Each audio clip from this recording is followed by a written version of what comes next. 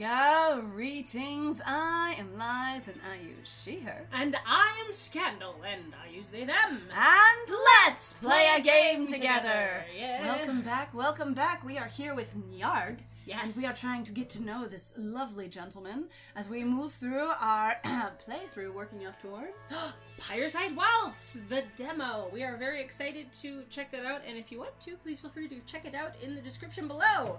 In the meantime, it was upsetting at the time, of course, but being angry for long periods of time is exhausting. I'm too busy for that. Not to mention, I want to forgive him for his mistake. He's a frequent customer and often very generous. Maybe he feels guilty about what he caused. I don't think I'm so flawless that I deserve to begrudge someone for a mistake. So I've moved on. The rumors are annoying, but that's all they are. I see. I can't help sounding impressed by Nyargh's level-headed, mature response, and it must show in my face. He smiles, amused. That picture also just looked like he was very pleased with himself. Like, yes, I got it out. It worked really well. Aha! Yay! But thank you for asking, Vil. Your consideration means a lot to me. I feel oddly flustered, my cheeks warm as I shake my head. I didn't do anything that deserves thanks. Thanks. It's just that you're a good friend, and I trust you. I care about how you feel. Aww. Silence hangs in the air for a moment before Nyargh looks up out the window. The skies are almost completely dark outside, save the flickering pinpoints of light from other homes nearby. It's growing quite late, now that I think about it. I might have kept you a bit too long. Sorry, it was mostly me talking about myself. Okay, so often. Me, I am here with you at your house to learn about you, to get closer. I'm so sorry I spent this whole time talking about me. That was what I came for. Excuse me? I signed up for it. Did you see the note? You haven't seen the note. Look, Yes, here's the guest book. Yeah. I'm here for the lower dump. Yes, I'm here to learn about you. Yay. You don't have anything to apologize for. I hurry to respond, even as I start getting to my feet. Be going A bit excuse you. falls off. I'm really glad I got to know you better. You're kind to say that to someone so boring. Cottagecore, bee husband. He's like, I'm boring. I just, Soft. quietly just take care of my bees. I'm sort of an old fogey that doesn't do much but run a shop and take care of my bees. And I know what I'm about, and I'm soft. He's very And cute. I'm very soft. You're not boring at all, Nyargh. I mean it. Nyargh gives a short laugh. It's a louder noise than I expected, and both bees are alerted by it, hopping to the floor and starting to bumble around in circles. That was exciting. You really are interesting, Vil. I'm glad to have you as a friend. And with that, he scoops up both bees, one tentacle for each, firmly holding them to his side so they don't try to wriggle away, before reaching out to pull aside the curtain of beads. Let me see you out. He's very careful about making sure his bees are comfortable and safe, and about locking up the store as he exits. You don't need to walk me home. Oh, sorry. Wrong one. I appreciate you want to play Vil. Enthusiasm. No, it's not Enthusiasm. even Vil. It's just the, I'm here for this. Like, you don't need to walk me home, you know? I was just like, hello. Vil's got a dual voice now. They can do it. Of course, but I would like to. I think this part is super charming. It's like he lives there. This is his house. And then he shuts up the entire store, makes sure all the bees are cared for as he's walking you towards the door, and then locks it up as like, I know what I'm doing. I'm just walking you home. You were my guest, and I appreciate your company. Making sure you get home safely is the right thing to do. Plus, I know, because you are as regular as clockwork, that you are never out in the dark. No kidding. Nyargh says it with a straight face, in a very matter-of-fact way, but his words still send a warm glow diffusing through my chest. Well, then I won't decline. Thank you. Two of his tendrils engage the keratin lock, as a third tugs at the door, making sure it's firmly in place. I love little descriptions like that. They make me happy. Uh-huh. Shall we get going? We walk mostly in silence. The streets aren't usually quite this empty at this time in the evening, but it seems a lot of people are resting up for the eclipse. Either that, or they're busy formulating plans and preparing to make their big decisions. All around us, we can hear the murmur of people speaking in their homes, the tap-tap of people fidgeting with objects, and the muffled sounds of footsteps. We don't see anyone else, save for a stray figure passing by here and there. Something occurs to me, actually. As much as there is, consistent, world building and like, it feels like a very real space, sometimes I want, when it's quiet, to mention, like, the thrum or heartbeat or process of a building. Right. Like, because they clearly have pieces of being alive, if aren't fully alive things. Mm-hmm.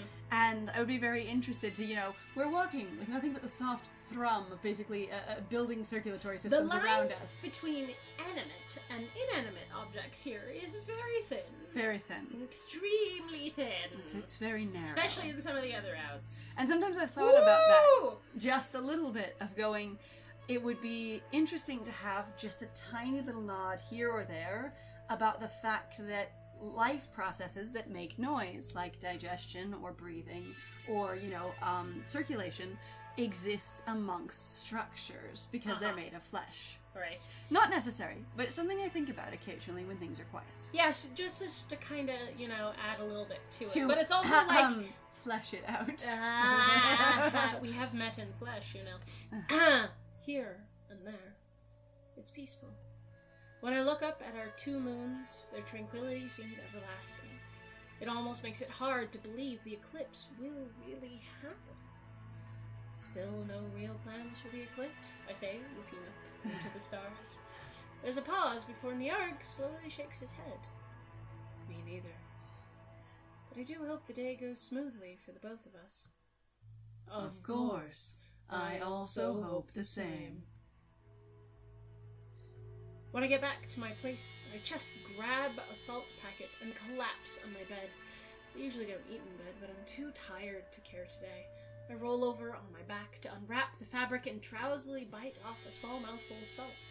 The familiar sting spreads through my mouth, hot and sharp, and I try not to think about it as I let it dissolve on my tongue. Even eating feels exhausting. I turn my head to glance towards my window. Past the closed curtains, I can see a sliver of light in the night sky. Two moons lazily traversing that dark expanse. Though I bring the salt to my mouth for a second bite, I find that I just can't be bothered. I'll eat in the morning. I do the bare minimum to wrap the salt back up so it won't scatter over my bed during the night, but that's the absolute limit of my energy for the night. Even knowing I have to get up to clean up before falling asleep, my limbs feel so leaden, and I find myself drifting off. Bye. But even as sleep begins to overtake me, I find myself thinking over the events of the day. A small shiver of nervous anticipation races down my spine, all the way to my toes, prompting me to wrap my blanket closer around my body. So much for a quiet eclipse. Tomorrow will probably be a very important day. I would imagine so. I still love the sound of the alarm beetle. I love the alarm beetle. It's my favorite. I jerk awake to the sound of my alarm beetle buzzing. I immediately close my eyes and roll back over, burying my face into my pillow. The desire to go back to sleep is tremendous, which is pretty unusual. I almost never have trouble waking up in the morning, but my limbs still hurt a little bit after all the sprinting yesterday. My thoughts drift to the time I'd spent at Nyargh's place, to the warmth and incredible intimacy in that atmosphere, and the thought gently rouses me. I wouldn't call that gentle. Actually, it just snaps me awake, really, because that was a pep. Yeah, that one is I suddenly remember it, and my consciousness is aware, but the sleep is gone. I gingerly rub my face before sitting up. I sit up in bed, scuffing a hand over my face and picking off the pus that's dried over my eye during the night. A cursory check of the time tells me I'm not late, but I should move quickly if I want to be on time. So, I do. I think it's interesting that as much as Vil is deeply professional about their job, they don't take super good care of themselves. Like, there really is this very soft, continual indication that while Vil puts people's needs and their professionalism at a very high priority, they don't take very good care of themselves. They pretty much just eat, sleep, and work. And it's really interesting that even as they have this experience where if they potentially washed and moisturized their face more, they wouldn't have the same amount of splitting and cracking that they often describe. Or at least some sort of process, right? Or whatever it is that would soothe the dryness and the chapping that they talk about. Of going, my job specifically makes the experience I have with skin on my face more uncomfortable and, difficult. More dramatic. If you will, as I say. And yet, I do nothing about it except for try not to emote as much so things don't crack. Right? Which indicates, a relatively low level of self-care. And I try very hard not to think about the eclipse. I'll have the time to spare for that once I'm actually on my route. I told you, take the day off. I'd made it on time to work, squeezing past some loitering crowds in the streets, jogging the last stretch of the way to the salt plant, only to find the place quieter than usual. Though there was still the familiar rustle of salt pouring into filters, the scrape of long poles mixing through the vats, and the glop of honey being emptied by the bucket, there were fewer workers than usual. The boss seems a little less harried than usual, too, and when he beckoned me over, he sprang that surprise on me. Delivery roster today is short.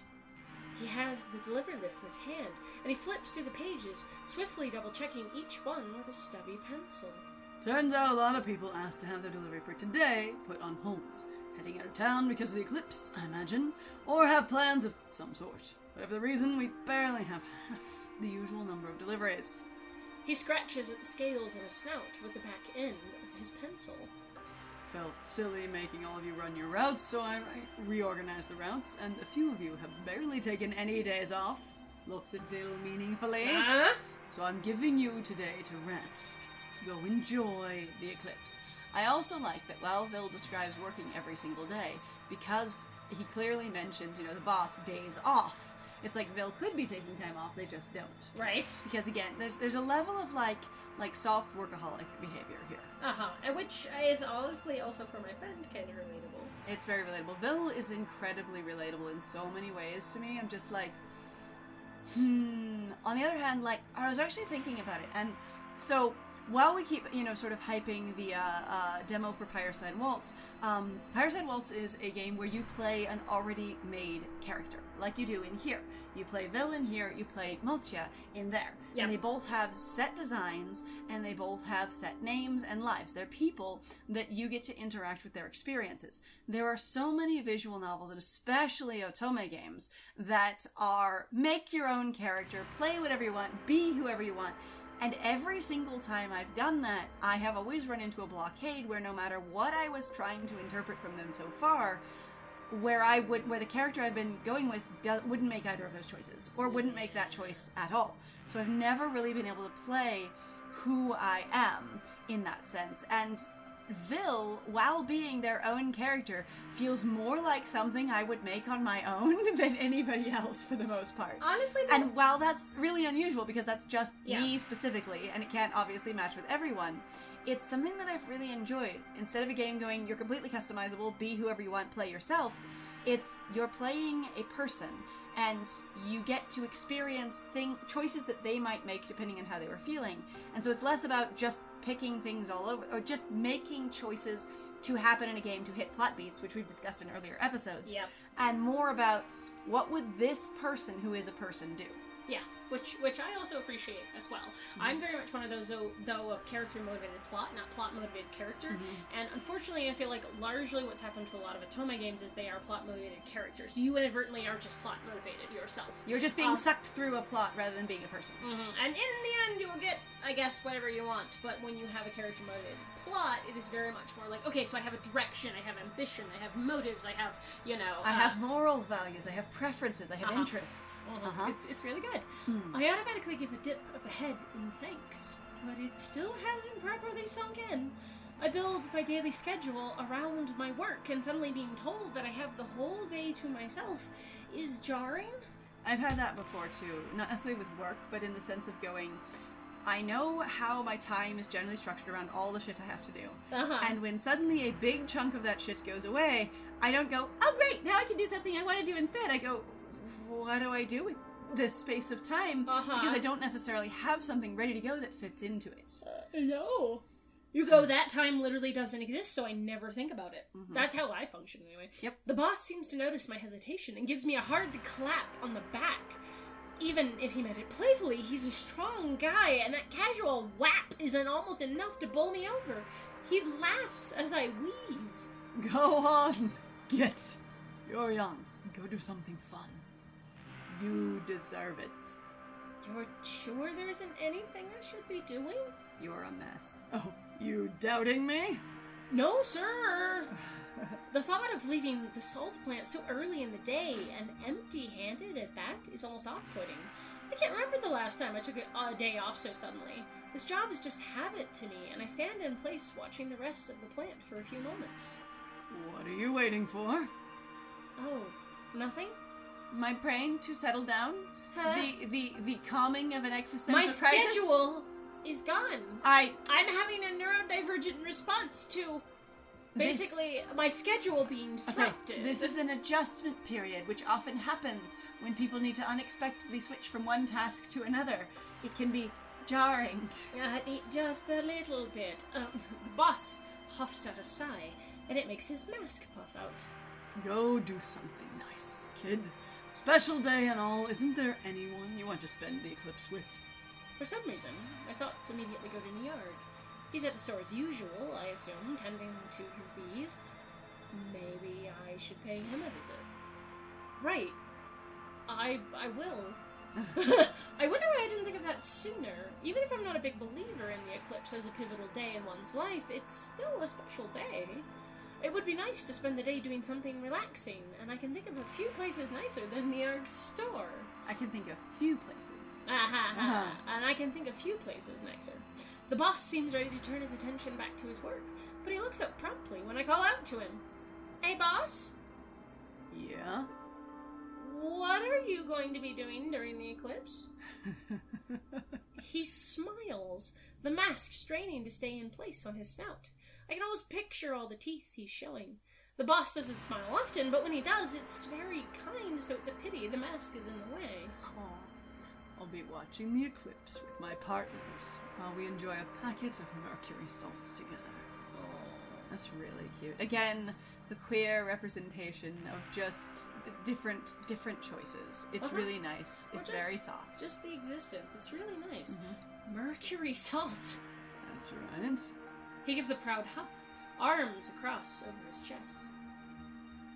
Probably arms crossed.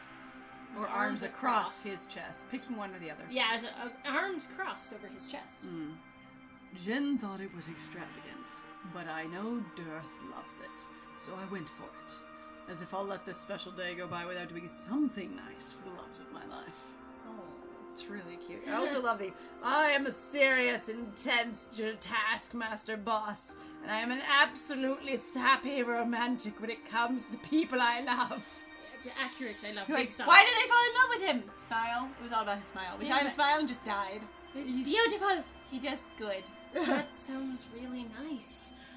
I hope you have a nice evening. We will. So you should too. I wish the boss a good day and leave soon afterward. I don't want to delay him any further when there's still work to do. Hopefully he and everyone else at the rest of the plant will be able to finish up quickly and enjoy the rest of their days. Probably the rest of their day off. Because rest of their days sounds like they're all going to die suddenly. Enjoy the rest of their lives. Hope you have a nice life.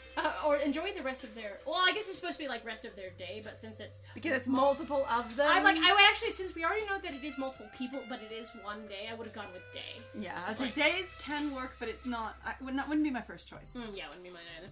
Though I do still feel some guilt about taking off by myself when everyone else is working hard. I also don't want to waste the time that was kindly given to me. Bill, you didn't listen closely. You're too self-centered in this case of going, but I'm not doing enough to be valuable. And he said, he had noticed that some people hadn't taken any days off and restructured the routes with all of them in mind. Thank You are one of several, dear. You are okay. It is all right. Now, for me, I tend to end up more in workaholic behavior because of funds and also getting away from life circumstances I don't want to deal with. Like, the way I sometimes cope with, I don't enjoy what the rest of my life is doing, is I'll just pick up more hours and then I don't have to be in the rest of my life. Congratulations, I have escaped. Also, I've been poor forever, so more money always helps, kind of thing. Yeah. And Vil doesn't seem to have either of those things going on, and so it's interesting to see someone that's like, but work is my life, without it being necessarily their passion as much as just their commitments. Which also might happen, again, if you have a society where people are not basically forced to work or compelled to work. It is a thing that you can just kind of do. And they go, okay, this is a thing that I will structure my day around. Done. Like, and sometimes you go, here's my routine, and then I'm really confused when that routine gets interrupted. Well, I was gonna say, and there definitely is money and an economy. It just seems definitely different than what we've got going on here. Which is fine with me. Standing out in the streets, I watch people go by for a few minutes. It's actually not as crowded as I feared it would be. No doubt a lot of people are traveling, or are already holed up with the people important to them. Far down the street, I can see what looks like a small brawl. I guess it might also be something important to the people involved, but I do hope it doesn't last too long. It would be awful to spend the Eclipse day in a salt bath. Tugging my cloak closer around myself, I inhale deeply. The air feels electric, stinging at my nose. Alright, I guess I should get moving. I should pick something. The streets are abuzz with activity as I head towards Nyargh's store. The area near the stores is always moderately populated, of course, but everything feels different today. People are clustered in groups, many talking amongst themselves instead of bustling in and out of stores. Many establishments, too, seem to have given up on operating in their usual fashion, instead shutting down completely or flinging their doors open to throw portions of their product out at a jittery crowd. A store selling blood samples flings its doors open just as I'm passing by, and I'm almost knocked down by the crowd that rushes in. I manage to duck out of the way just before the proprietor begins lobbing small bladders of blood out the door. Some burst open upon impact, splashing people with wide sprays of pungent red. A delicious smell begins to fill the air, and the crowd cheers as the storekeep announces, "This is but a minuscule sample of the very rare stock we've produced today for your very special day. Earth whale blood, still warm, brought fresh from the city across the deserts. Shortly we'll begin an auction for this incredibly valuable stock. Truly an item worth procuring for the celebration of an eclipse." Part of me is curious, of course. My mouth is watering slightly just from the smell in the air. But this is not where I should be. And the auction of rare blood samples, though interesting, is not something I want to spend too much time on. I'm just picturing as like a real world parallel going, and then you have somebody there who's just like, I'm an old great grandmother or something, and I have a homemade generations old recipe for blood salt, and I'm gonna buy you out and then just make tons of it for my giant extended family. Going, aha! Yeah. Fight me. Fight me. I know how to use this better than you, and therefore I will buy it. It will be mine. Amazing. Not today. I step out of the way as several more people run past me, eager to join the crowd that's growing before the blood store's entrance, and turn the corner. The sweet scent of honey immediately washes over me. Blood and honey, blood and honey. But it's a softer, gentler scent than the immediate metallic tang of blood. But it's one that's stronger, slowly seeping past the sharp taste in the air, and enveloping me softly. There's something deeply comforting about the smell. Rather like Nyargh's presence, I think. Behind me I can still hear shouts and cheers, but I pay them no mind, and instead approach the door to Nyargh's store. Will open later. It's the handwritten sign! You Yay! get to see the handwritten sign. It's so good. A handwritten sign leached onto the curtain-covered window stops me in my tracks. In all the time I've delivered to Nyargh's store, I've never once seen him fail to open his store at the usual time. My first thought is that he's decided to take the day off, but for for some justified rest and relaxation. You know, like I'm supposed to be doing. Oh wait, but the sign says later as opposed to tomorrow. The rowdiness of the crowd behind me sends a small prickle of worry racing down my spine, and I uneasily rap at the window. Nyargh, are you there? By any chance?